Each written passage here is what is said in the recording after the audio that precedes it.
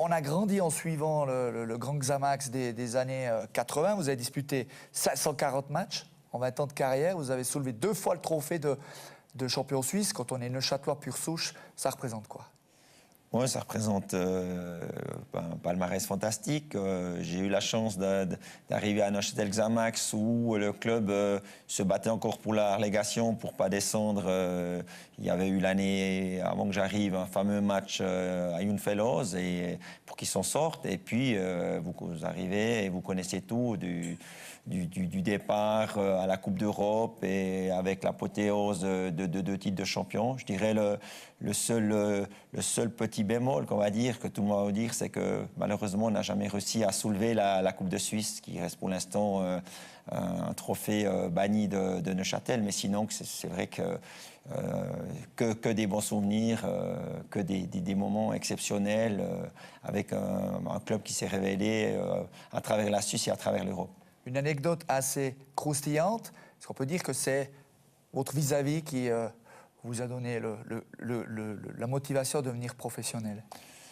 Je dirais la motivation, Non, il l'avait déjà. Hein. J'adorais le foot, mais c'est vrai, comme j'ai dit, l'anecdote, j'avais, quand j'étais gamin, participé à un concours et ce concours m'avait permis de gagner une journée avec un joueur, l'idole que j'avais à cette époque en Suisse, c'était Gabé Chapuisat qui nous permettait de passer une journée à Lausanne. J'avais reçu son maillot, ses chaussures, enfin une paire de chaussures de foot, on s'était entraîné.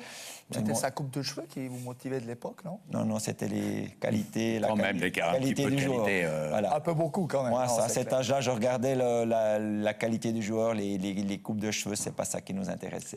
Ça fait plaisir d'entendre ce genre d'anecdote. Je m'en souviens, et il avait 13 ans.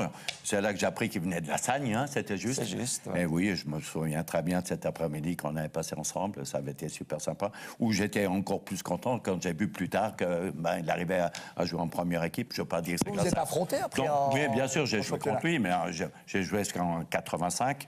Donc, c'est vrai qu'entre Lausanne et puis la dernière saison en Vevey, j'ai joué plusieurs fois contre. C'est quand le foot roman était encore au diapason. Disons, on était un petit peu plus dans l'élite. Exactement. Qu'est-ce que ça représente pour un Sagnard de jouer dans le bas, quand on connaît un peu les rivalités dans le canton de Neuchâtel?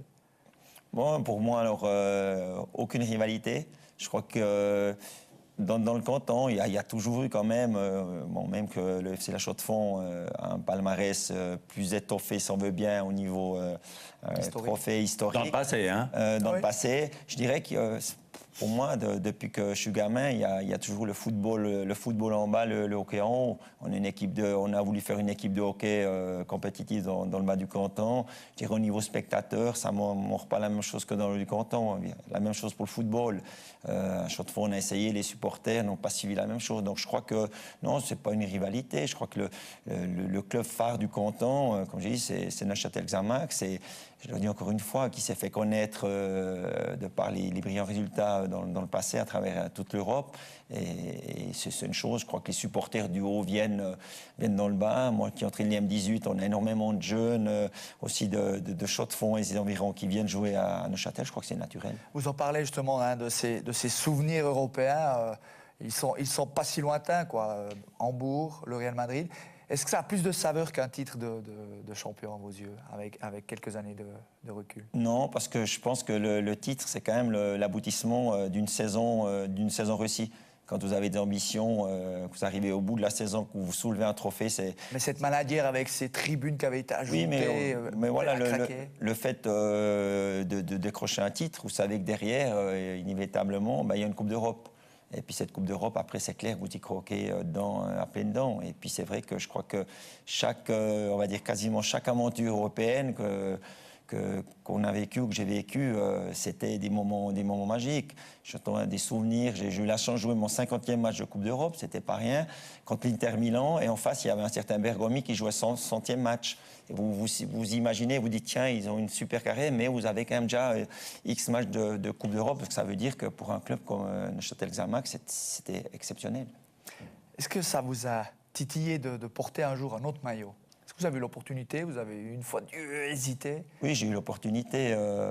J'avais plus qu'à signer un super contrat aux Servettes de Genève.